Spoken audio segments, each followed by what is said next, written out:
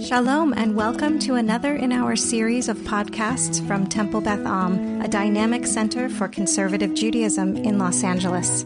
This is a recording of Rabbi Adam Kligfeld's weekly Rashi study class. And hello to anyone who is listening to this asynchronously on the Temple Beth Am podcast.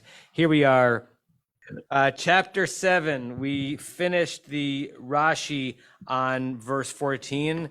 I wanted to remind us of the Rashi and then look at the Sforno with you before we look at the next verse. So to remind us, chapter 7, verse 14, which is Vayomer Adonai al Moshe, God said to Moshe, Kaved lev paro. The absence of the dot, the dagesh in the vet of kaved means it's not an imperative, meaning harden Pharaoh's heart, but rather Pharaoh's heart is hardened. Me'ein l'shalach et ha'am, he's refusing to send the people. Rashi says, read kaved as kind of a stative verb. It's not saying that it has now, as a result of what just happened, been hardened, but rather it is hard. Just so you know, Moses, he's got a hard heart. So it's not describing an action, and he basically corrects the onkelos, the translation into Aramaic. And as we saw, some of the translations of onkelos that are brought forward into the modern era reflect Rashi's correction, which is either Rashi was correct or it's kind of chutzpah to onkelos, that Rashi said 1,000 years later, onkelos got a few letters wrong, and everyone said, oh, Rashi must be right, so onkelos must be wrong. That's one interesting way of looking at it. I wanted to show you a Sforno who disagrees with that. Okay, let me share the screen. Okay, so Sforno, Italian commentator in the 15th century, on the word kaved lev paro. Everyone see it? Okay.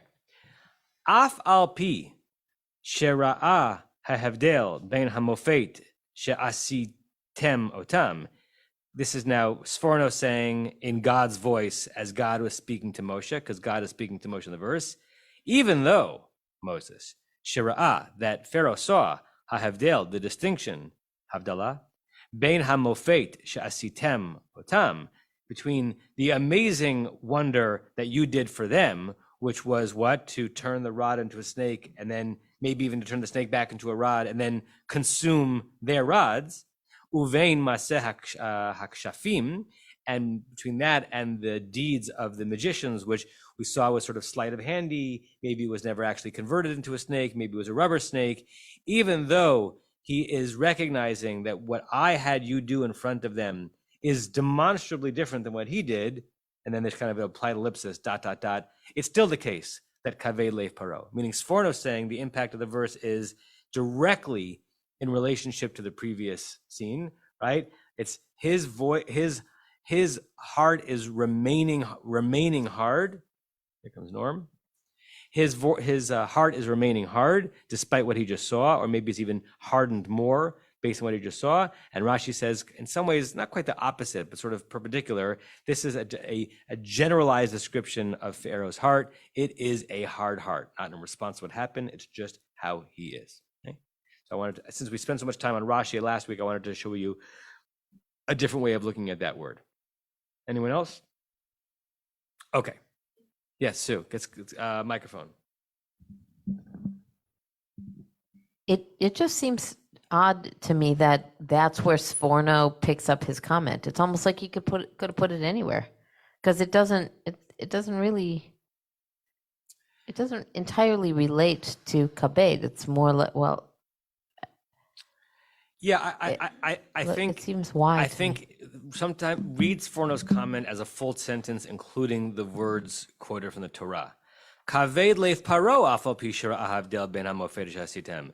His heart is hard, despite the fact that there's plenty of evidence for why his heart should have been softened, because he's now realizing he's inferior to you, right? So it's almost like sometimes the diburei hamatchil, the words quoted from the verse, are like these words in quote, and then there's commentary on it. And sometimes the commentaries like use the words from the verse fluidly in the commentary. And I think Sforno here is assuming that you're going to read through, including the Dibur HaMatchil. Okay, great. Let's go to verse 15. The really interesting. Can I ask a question about 14 before we go? Yeah, sorry, I didn't see your hand. Go ahead. I just put it up. Can you, for a second, Rick? Can everyone hear Rick? Can we make him a little bit louder? Thanks, Hector. Hello, hello, hello. Yeah, go ahead. Okay. So it just it just hit me that this time they didn't ask for the people to be let go. They just came up to Pharaoh in the court, and then they started doing the tricks. So it's kind of strange, is it not, that they didn't ask? It was the time before that they said, "Let my people go." Not this time, not yet.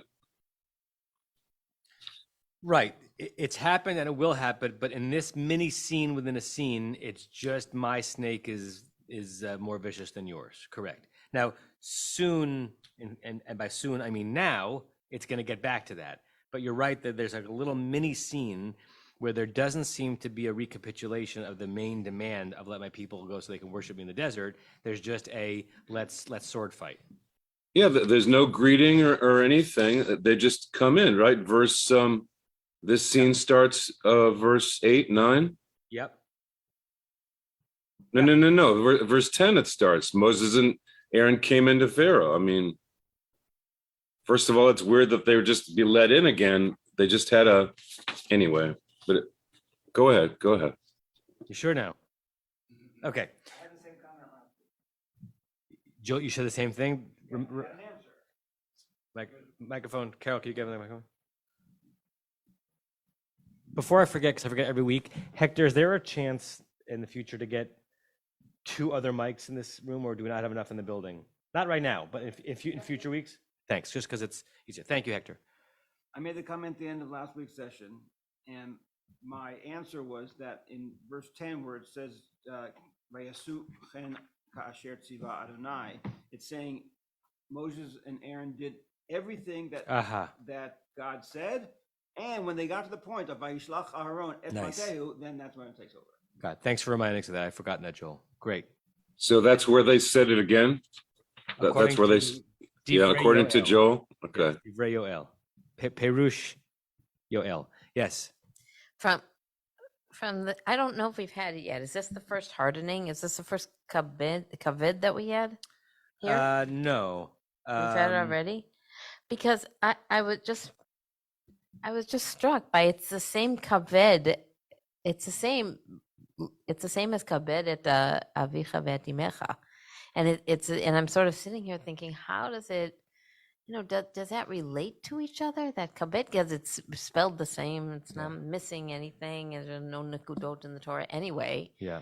And how could that relate in meaning? It's a great root that has some tethers connecting it to all the English words that come that relate to those ideas, and some different. So it means heavy, it can mean hard, it can mean honor, kavod, it can mean have respect for. Now, we also, again, this is word problems, but we also think as honor as a heavy thing, right? Like, and when you wear when you wear an honor, when you wear metal, like it weighs you down, and it's supposed to be a heavy thing, not a light thing. But not all of the ways in which the words that the concepts divorced from a particular language that are connected to kaf bet dalid in ancient Hebrew work in modern English, but many of them do. Right now, whether or not it's also the case that the Torah wanted us to be sort of visually reminded when we get to kabed davicha v'etam imecha, that's the thing that you're being asked to do towards your parents is the very thing that described Pharaoh's obstinacy. Sometimes words are just words, or maybe there's some linkage there that is worthy of midrashic exploration, right? It is like sometimes a word appears in 2 different contexts, and it's just because that's the right word for that was chosen for that context. It doesn't mean that we're supposed to draw a tunnel between them, but it doesn't mean we can't either. And they're both laden. I mean, those are laden words. Like we're gonna kaved at to honor your parent, your father and your mother. And we use honor, and maybe it's not honor, maybe it is something different or, heavy. Maybe it's awe. Maybe it's look at your parents like they're Pharaoh. Maybe it's, there really could be connection there. Yeah. But it's not like a little word. That's a word, Yeah. it has a lot of weight to it. Ba-dum-bum. While we're at it, I'll show you BDB on the root.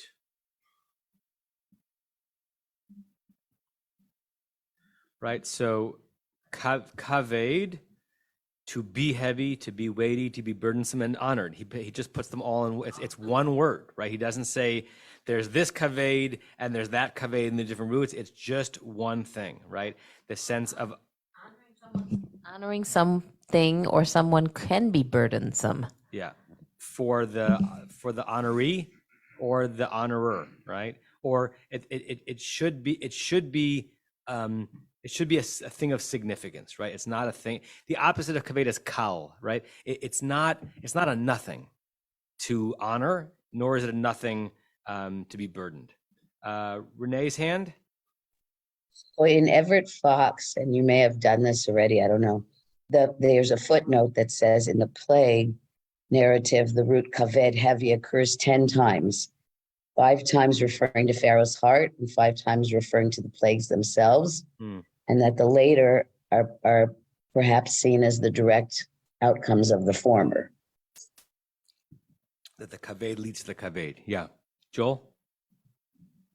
Yeah, it says elsewhere that a possible interpretation, you said kal is the opposite of kaved, the opposite of lichvod is lekalel. So Right. to curse somebody is to take them lightly. Great. To honor them is to give them heft. Terrific. Thank you for that. Rosemary, let's give her the microphone. One second. I know, but it's a one word that everyone should hear. No, the translation I have is stubborn. Yes. There's no good one way to translate any of these words, particularly because what's happening to Pharaoh's heart has been being rendered throughout this story in 2 different roots, chazak and kaved. So chazak, hard, kaved, I don't know what the best one-word translation of it is, but hardened or stubborn or unmoved. Yeah? And English has lots of synonyms for that.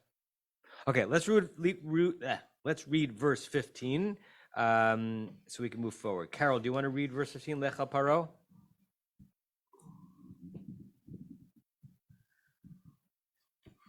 Lech el Paro baboker, hine yotze hamaima, v'nitzavta likrato al sfat hayaor, v'hamate asher nehafach l'nachash tikach biyadecha. Go to Pharaoh in the morning. Behold, he is going to the water. Nitzavta, I don't know. Atem nitzavim. You are all presenting yourselves right here. That's from Parshat Nitzavim. The root is yud tzadi bet, which means to be sturdy or to be present, to be very, very present. So minitzavta, kind of present yourself in order to present yourself towards him, or to greet him. To greet him on the shore of the river, and the staff that had been turned into a snake, a serpent, you will take in your hand. Okay, good. Right. So going back to the points that Joel and Rick made before. So after the mini scene of just snakes, now Pharaoh is about to be met again by Moses. This is in a singular in this verse. So it's not Moses and Aaron, but Moses, for a truer encounter where the message of setting the Israelites free is going to be repeated. What stands out to you in the verse? What words or phrases seem interesting, extraneous, missing? What would you ask if you were a parshan in this verse? Yes, Joel. Just the order. You would think that you would take the staff first and then go. So did he leave the staff and then he's supposed to go there and pick it up? I don't know. The Hamatena asher nafach seems like a. Oh, and by the way, don't forget this staff, as opposed to lech im ha mateh asher nefach lenachash. Right. So why is that at the end? Great, Larry, and then Stevie. Sorry. Well, a couple of things. One is in verse 13, we left off the day before in this encounter, presumably at the palace. Mm-hmm. Then verse 14, is sort of hanging there. Was that after the palace, later on that night, or is that this morning? Is that something that, or is all this taking place last night after the events of the palace, and it's the instruction from God to Moses? So the timestamp of some of these verses is ambiguous. It's hard to know how much time, if any, has passed in between them. Right. Because you said the day before, as if that you're kind of surmising that, because there's no day before mentioned. Could have been a month ago. Right. Right. Could have been the same day. It could be right. It could be the same. The events that we discussed before took place on some day, and then at some point following those events, God says to Moses, "Pharaoh's heart is hard." Maybe he gave him a chance. Maybe it was a month. You're right. Right. Or maybe there was no time. Maybe there was no time, and so now he's telling him tomorrow morning, the next morning. Doesn't even say tomorrow morning, but we assume it's presumably the next morning. So that would suggest to me it was the evening of the night before, or following the events over there. And then he says the word is hine, which normally is behold, but here I think simply means God is telling Moses that Pharaoh goes out to the water. Uh-huh. And I already know, because I looked ahead, there are 27 different explanations, and they're all really interesting. Right. Yes. They're all really interesting. So I'm sure we're going to get to that in a minute. And it doesn't say so, but it appears that Moses is going to be all alone. He doesn't say take Aaron. And the implication is, and again, I cheated. I read some of the commentaries before. Pharaoh's all alone. So God wants to set up this one-on-one encounter between Moses and Pharaoh. Yeah. Interesting. I hadn't really thought so much about the one-on-oneness of it, that this encounter is taking place outside the palace. But as you said, a lot of people are curious about why it's the case that Pharaoh comes out in the morning to the Nile, and why we're being told that, right? Because we always have to ask that question on two levels, right? Why is it actually happening in the story, and why is it significant for the Torah to report that it's happening, right? And we'll read Rashi and maybe a few others, and they are really wild and interesting. Stevie, then I see Barbara. Yeah, just that before we've had staffs referred to as Mate Elohim or Mate Aaron. Like the fact that this is the staff that was the snake is like taking over its identity is kind of interesting to me. Yeah, right. It's more than that it's yours. It's the one through which I've already been able to show my power. Yeah. Barbara, please, and then Rick. Actually, that was what just interested me, was the fact that it was the rod that had turned into a snake, which implies that other rods couldn't have turned into a snake, that somehow Moses and Aaron had picked out the one that God meant for them to pick out, the only one that could turn into a snake. Yeah, it was made by Ollivander. Anyone? Thank you. Rick. Hi, two things. One, here it's called Nachash. Before it was a Tanim or Taninim. Right. So I don't know if that means anything. I'll leave that up to you. But the text could have described it the same way as before. So maybe there's a reason why they're going to Nachash here. The second thing about Pharaoh being alone, I mean, I don't want to disagree with Rashi and everybody else, but I don't think Pharaoh went anywhere alone. I mean, he was an emperor, he was a king, and they would always have a retinue, even somebody to clean up after he went to the bathroom in the river, supposedly. You know, I mean, you have. What's this with everybody cheating and bringing things in before we get there? This is a Yehareg v'al Yahavor. This is a thou shalt not cross. I'm sorry, I read this story before. So then wait till we read it. Right? But your comment, joking aside, is the very reason why Rashi and others have to answer it so creatively, because they can't imagine a situation in which a pharaoh would be by himself. They have to construct one. So your question is what's driving a lot of that material. Yeah. Okay. Renee. Also, the Pharaoh, I don't know if Rashi or anybody would say this, but the Pharaoh would do magical things with the water. The Pharaoh had power over the Nile to make it rise and to clean it. And he could have been doing that here also, but then it was a whole procedure. I don't see Tova here, but she knows more about Egypt than me. But there was a whole process. Pharaoh did all sorts of things, like the king did different activities for the nation. Right. So let's get into that more deeply when we first read the Rashi. But first Renee, and then Carol will read the Rashi. I was also curious as to why Pharaoh was there by himself at the water. And also, what was he doing at the river to begin with? Funny you should ask. And in response to Rick's comment about the Tanin and Nachash, that's what is referred to in verse 10 of the Rashi. And there's a footnote in my book that says that the term Tanim refers to a species of gigantic sea creatures. And Rashi explains that here it's a snake, but elsewhere it's referred to as a gigantic sea creature.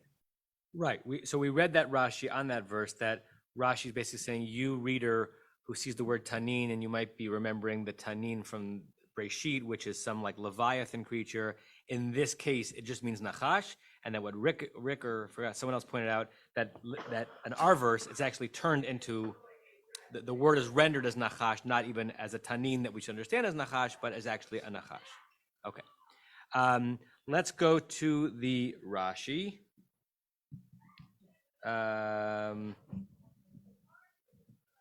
Where are we? Carol. Hine Yotzei Hamaima, Lin Kavav, Shahaya Ose Atzmo Eloha ve'omer she'eno tzarich Lin Kavav, U Mashkim ve'yotzei lanilus ve'ose sham tzrachav. Hold on 1 second, Carol.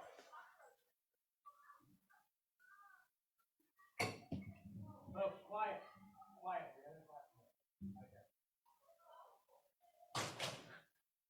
Is that gentle and rabbinic? We'll see if it works. Okay, what is a nekev, Carol? Anyone know what a nekev Well, is? that's what I'd like to know. So there's a bracha that Jews say all the time that has the word nekavim. It's the Asher Yatzar bracha. We're situated very nicely right now to say that bracha, right? After we leave the restroom, Asher Yatzar Tadam Asher Yatzar Tadam. I say it all the time. Uvaralo nekavim chalim. That God created within the person nekavim, many openings and cavities, and chalalim, and things that things pass through, right? So the bracha that we say after we use the restroom, thanks God for the majesty of our plumbing, that has things that has passageways and openings and closings, and thank you God for keeping the things that are supposed to be closed, and thank you for keeping the things that are supposed to be open, right? La'asot nekavav or litzorchei nekavav is euphemism for going to the bathroom, right? To do your openings or for the needs of your openings. And in this case, Rashi is truncating it even more, just referring to his openings, right? So he is going out to the water, lit nekavav, for his apertures. Talk about a euphemistic language. What's he doing? Openings. Right? Okay. Right. So there's the image, and then Rashi gives us a little bit more as to what's going on here. What's the sermonica? Okay. Shahayahu says. Can I be mean for it? Sounds like everyone says your shit smells too, right? That's what everyone else. It's like Rashi's version. Yeah, it's close to that. It's definitely bringing a self-image demigod down to a very human level. So right. Now read it in the words. Okay, so he's going to relieve himself for his openings. He had made himself a god or right. deity, and said or saying that he doesn't have to relieve himself. Right. Saying to whom? To, I guess, the world. I don't know. He basically said, "Hey, subject. Hey, world. I'm a god, and since I'm a god, all those things that you do, I'm above that. I am beyond mortality. I don't have those kinds of needs, and I don't want you to imagine me having to do that because that would bring me down. But of course, he did. Even even Schneerson did it, right? Even the almost Mashiach did it. Okay, everybody does it. Okay, go ahead. And so he would get up in the morning, I guess, mashkim, get up, and go to the Nile and do his needs. Right. There he would do his business. Right. So what question or questions does this Rashi comment answer? Larry?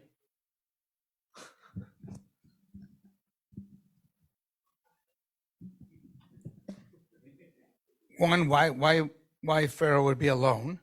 Two, I think it also answers why it is that God told Moses to go greet him there. Okay, good.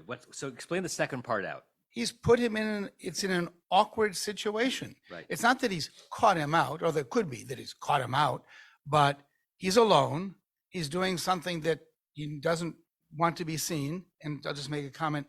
Nobody does, right? This is not even dealing with the great and the powerful. People are embarrassed even to be seen going into the bathroom, right? Very rarely, except in your family with your kids, do you say, I'm going to the bathroom, which is also a euphemism. And it's really funny when you're out in the wilderness camping and people say, I'm going to the bathroom where there's no bathroom. Right. Right. Or the restroom.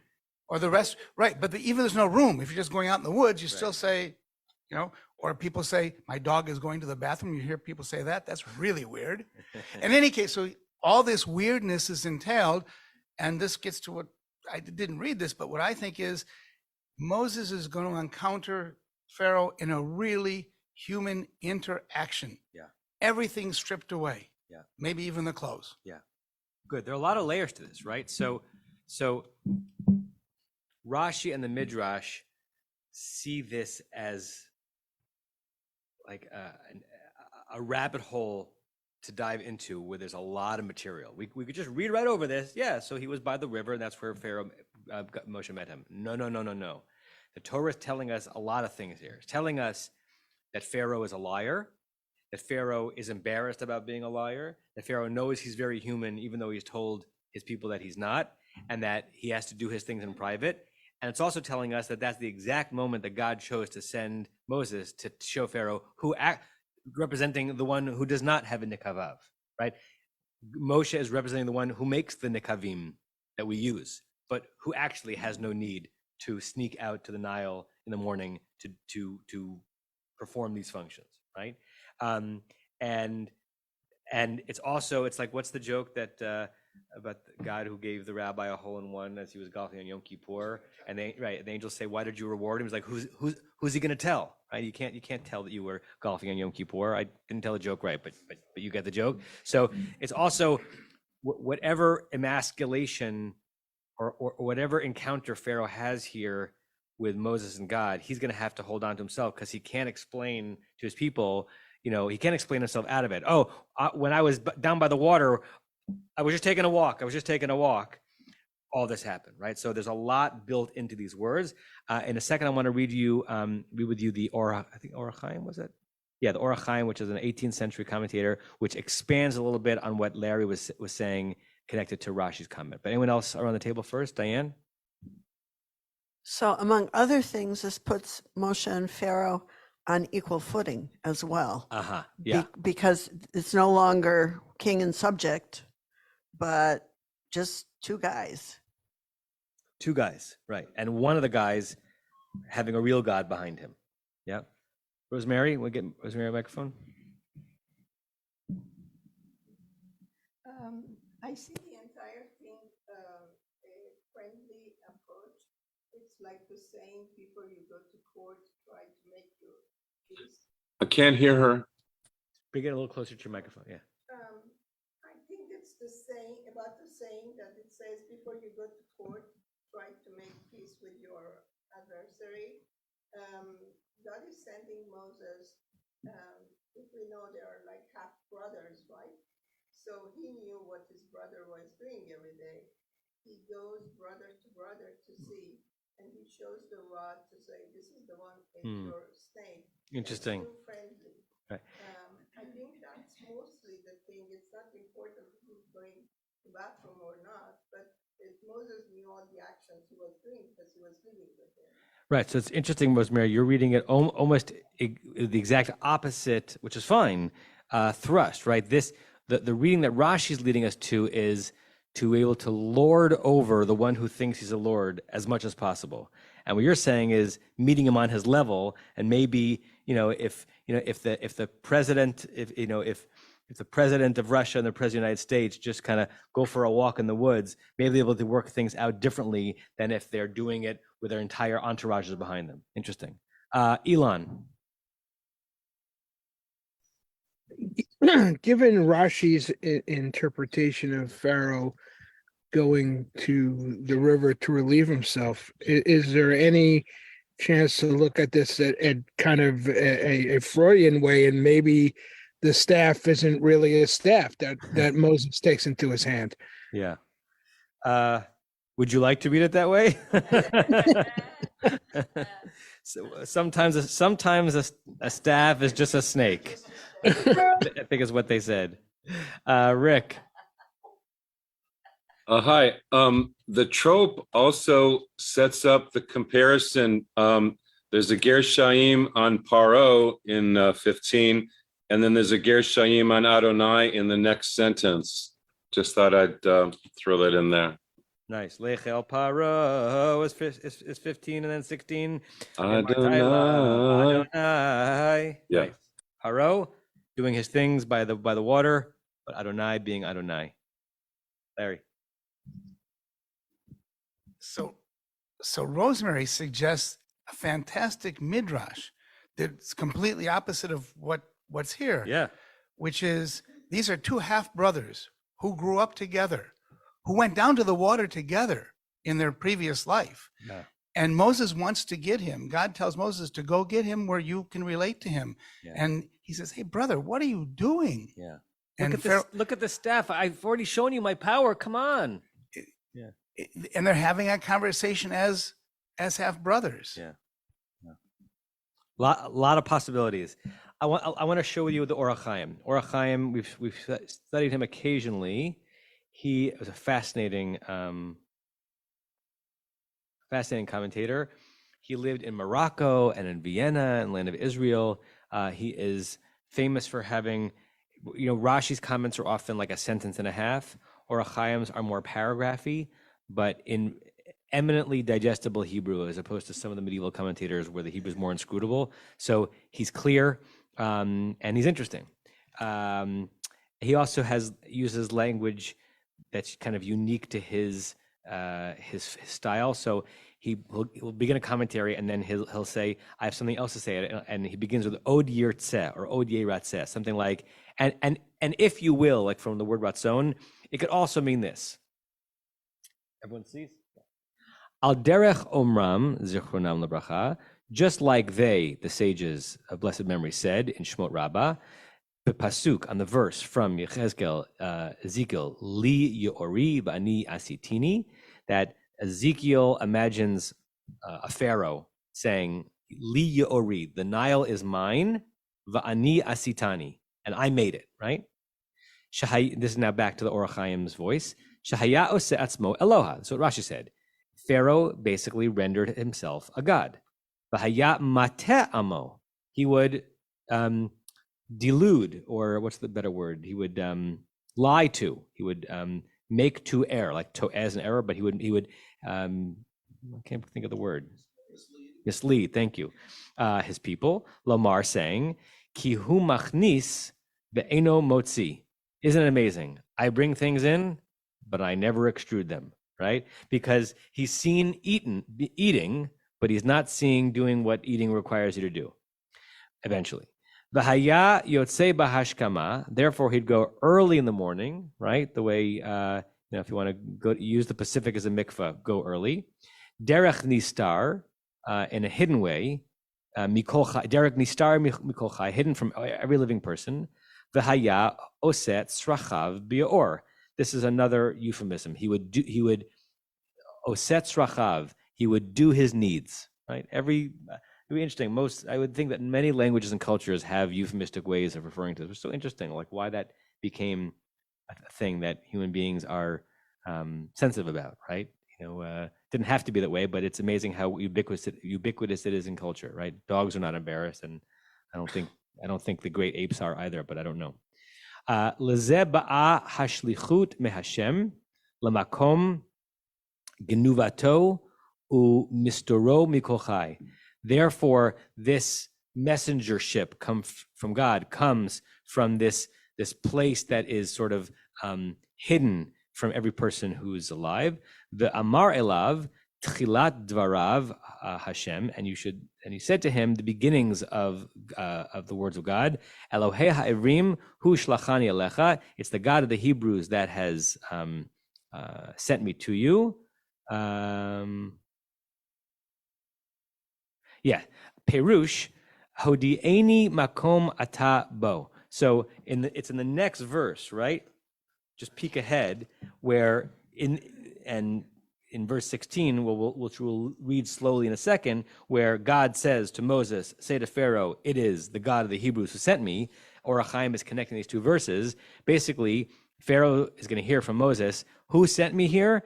The God who is everywhere showed me where exactly the place you are, which means you might be hidden from your subjects, but you know whom you're not hidden from? You know who's watching you do your needs? My God, who sent me. V'harei lecha ot, and this is the sign, ki Hashem Eloheinu yodea im yisater ish b'mistarim. God, my God knows what you're trying to hide. You cannot hide, right? And God is watching you every time you go down to the Nile and do your thing. That's enough. So what Or HaChaim does is kind of deepen the psychological warfare or intrigue of why we're being told that Pharaoh is down by the water and what the significance is of Moshe meeting him there. Okay?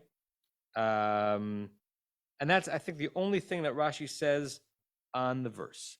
Anyone else want to comment before we look at one more thing on this verse that reads in a slightly different direction? Okay. So I'm going to share the screen again. Sorry, I closed it. Where are you? Stop it.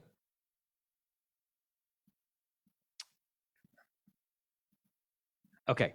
Chizkuni, Larry's favorite. Chizkuni reads it differently, reads the scene differently, which is his prerogative. On the phrase va'amarta elav, so if you look at the verse, right, we've been focusing on the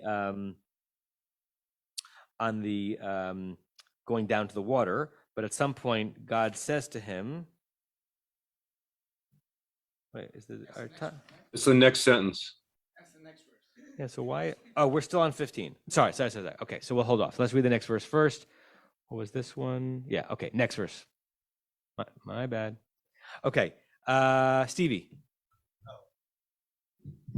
I was just going to say that, right, what's about to happen is that the water is going to turn to blood, right? So there's just putting it out there that all these explanations about why it's by the water are, you could say it's plot necessary, right? So they're making a different choice, but just putting the alternative out there.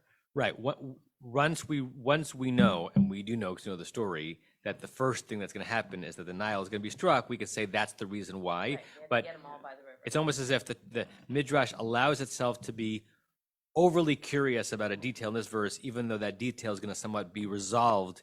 Right? What's the plot concept in writing, that the gun that comes out in Chekhov's gun, right? The gun that comes out in verse. And the word nafoch serves as that wink to.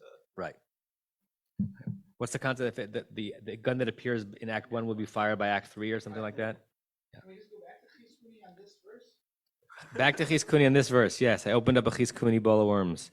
Let me put it up, and then I don't. 15. On 15. Okay, I'm sharing it. It's on the screen. Two Chizkunis, and the first one is basically he reinforces what Rashi had said. Right. About, he even says, at least in the English translation, that Pharaoh went out to the Nile every morning to have his bowel movement.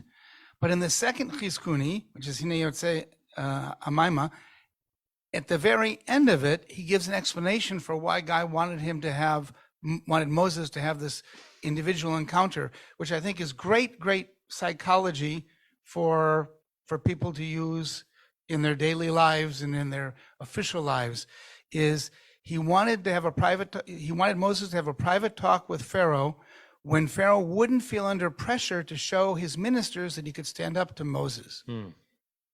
So it sort of externalizes that maybe Pharaoh wasn't his own individual agent, but he had to respond in a particular way, or else his ministers and everybody else would be embarrassed. And that's why you always conduct negotiations face to face and alone. Yeah.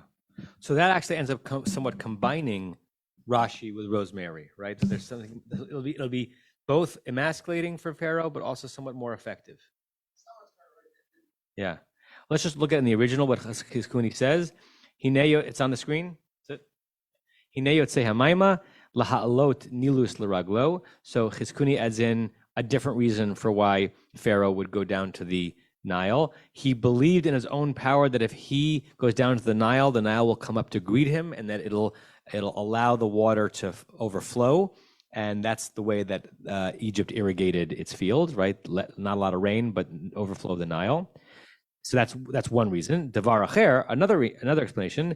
Kederach bnei adam hamashkimim baboker al sfat hanahar. What do normal people do who live by the rivers? They get up in the morning to go down to the river. Should be mimei hanahar laha'ir einayim, to wash their eyes in the water and clear all the gunk from the corners of their eyes. That's another reason why he would have gone down. Davar acher, hinei yotzei hamayma l'tayel v'latsud. Latsud sham ofot. He went to take a walk and to hunt fowl.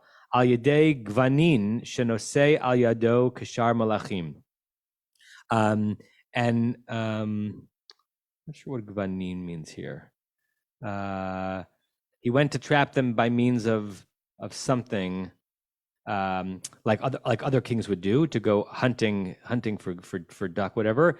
V'sham timse'ehu panui l'daberimo, and therefore you're going to find him free, relaxed, untroubled, and you'll be able to speak to him with less stress than speaking to him when he's kind of protecting his palace. Interesting. Yeah. What's the ancient Chinese treatise on warfare? Yeah. What Lao Tzu?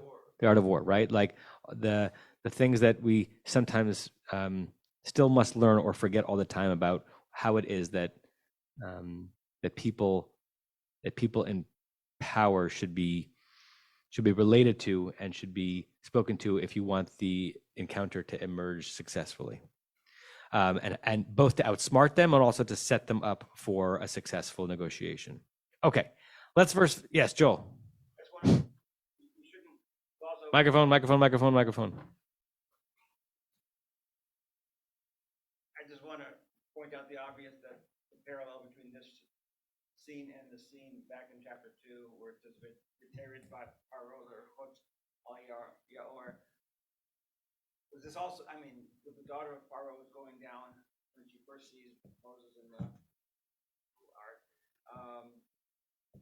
Is this also euphemism? Interesting. And then the courtiers were on the shores. Yeah. So this is the one time that they could get her alone. This is the one time that they can get him alone. When you started saying an obvious parallel to, I thought you were going somewhere else. That's a very interesting connection that I hadn't thought of. I thought you were going to Jacob's encounter with God by the water, right? As he's crossing the Yabok River, because there are these moments where meaningful characters in the Torah, one, Vayivater Yaakov levado, Jacob was left by himself, right? By the water, and that's where the angel met him. There's something about when you're alone, either you're more vulnerable or you're more open to the encounter.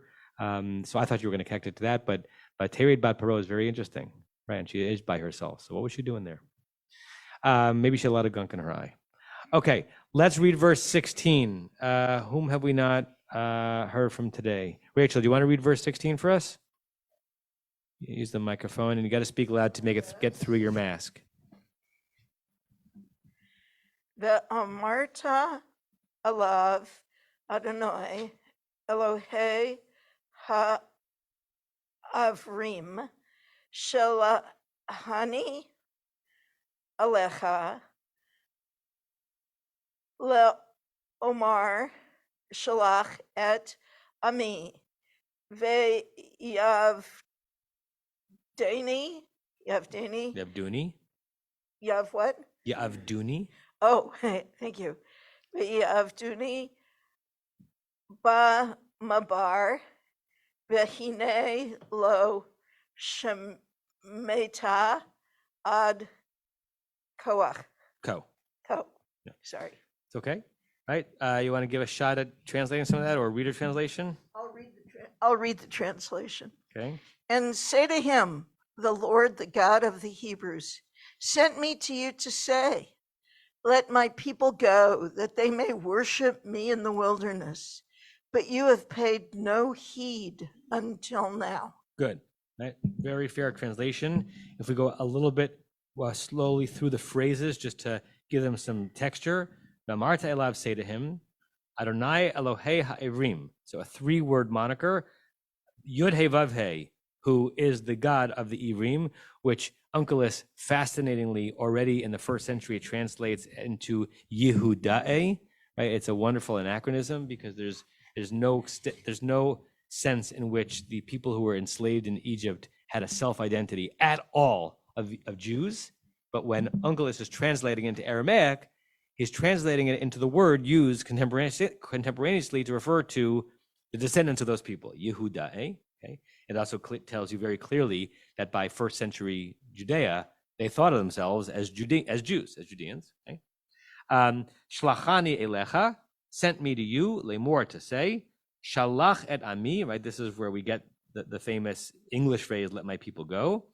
We've got once again this notion that what's being introduced to Pharaoh is not just set them free so that they can leave you forever, right? Set them free via avduni bamidbar. We've seen this before, so that they will worship me in the wilderness.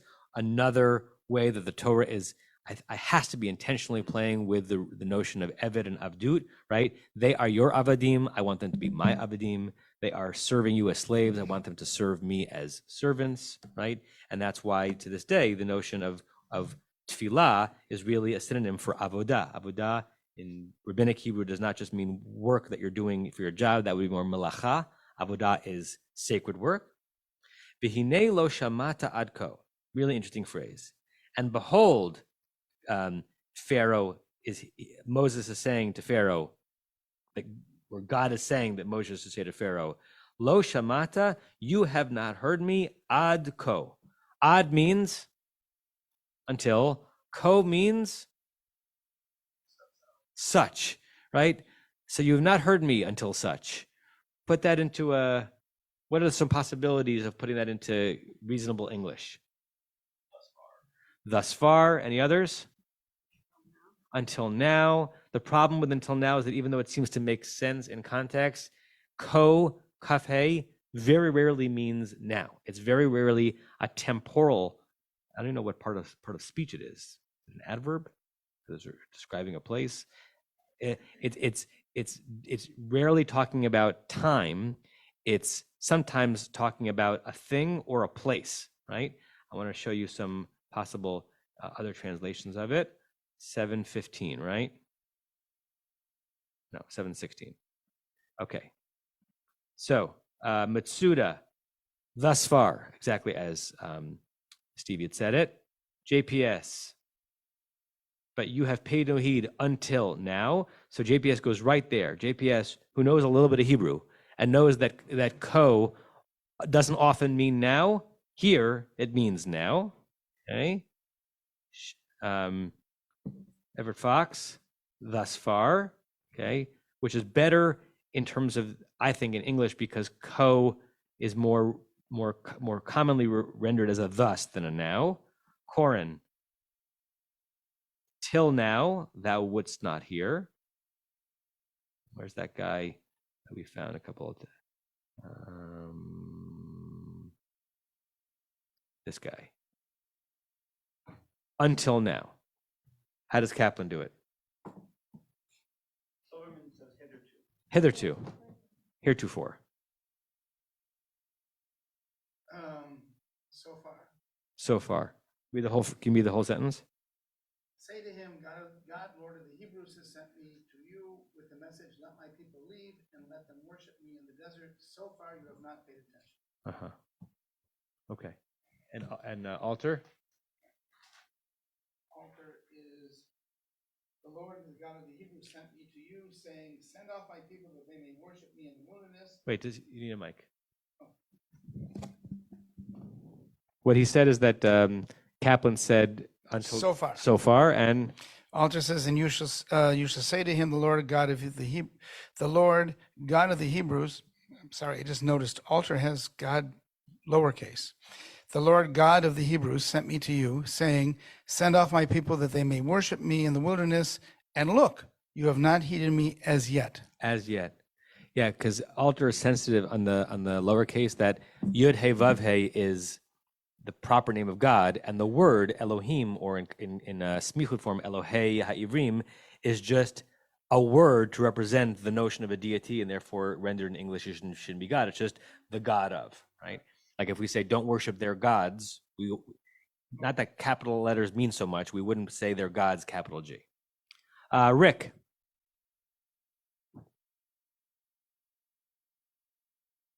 Hi.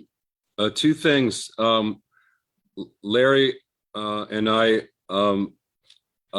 were very aware of Abe Berman, who was very into the ko when he would sing the Haftorah and the emphasis of "Thus saith the Lord" ko with the yativ.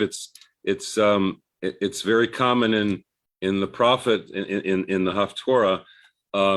So I wanted to say that there was a ko looking backwards. I couldn't find it right now, but there was also when Moses defended the slave that was being beaten, and he looked ko vacho. That was chapter 2, verse 12. Right, and in that context, ko represents not time but place. Right, so keep that in mind as we're about to read the Rashi. Yeah, and you said look, so he looked here, he looked there. Right. Yeah. Okay, Rachel, let's see if we can at least begin this Rashi today. The ko also, right? We're reading verse by verse, but if you keep reading, the next word is ko amar Hashem, right? So you haven't listened to me thus far. Thus saith the Lord. It's like right. So that's even. So now keep that in mind too. And now let's read the Rashi. Ad ko. Adhine. Adhena. Adhena. Point. So Rashi's first comment is a 2-word full sentence. You, reader, are wondering what the word ko means. This is like what he did for tanin. You don't know what the tanin means? It means nachash. You don't know what ko means? I know ko generally does not mean place. Guess what it means here? Place. It means here. So the simplest way of reading it is by the way, here, and I trip myself up because hena in Hebrew can also mean here, as in here in this moment, right? So you're wondering what this means, reader. It means until this point temporally. Umidrasho. Umidrasho ad shetishma mimeni mekat bekorot she eptach ba bekoach. Bako. Okay, pause. So here's a midrash. Rashi says, and he's taking it from several places. If you want to find another reason why the word ko appears here, particularly since ko is not the best word in Hebrew to represent now, it could have been adhena. Then it means Pharaoh is hearing from Moses saying, "You have not listened to me, until tishma mimeni, you're going to hear from me." Makat bechorot, all of the announcements of the 10 plagues leading up until what's the Makat bechorot, the 10th plague, the smiting of the firstborn. She'eftach ba, how am I going to introduce the slaying of the firstborn? With a ko. Look ahead to chapter 11, verse 4. Everyone should have it because it's in the book of Shemot. Just turn ahead in whatever book you are in. We'll get there eventually in Parshat Bo. Beginning of the 4th aliyah of Parshat Bo.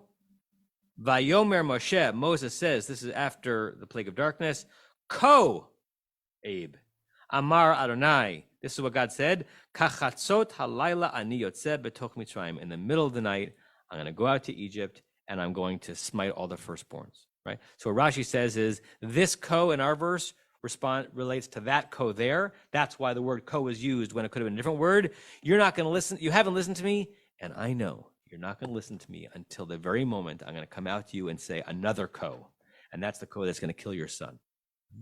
And it's very evocative, right? To imagine that as a connection, whether or not that was intended by the ko in our verse, that ko does play a part later on.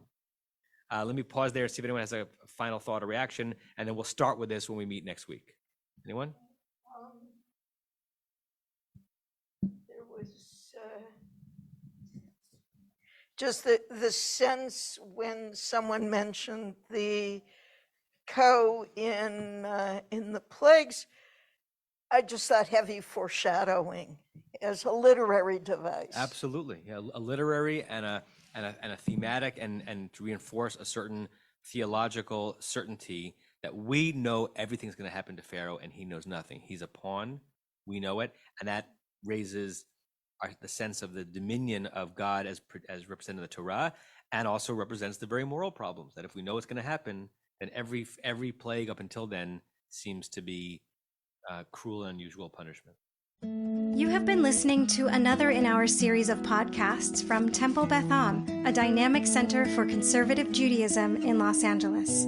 If you enjoy these podcasts, we invite you to write a review on the Apple Podcast site or wherever you get your podcasts. For more information about Temple Beth Am Los Angeles, go to tbala.org.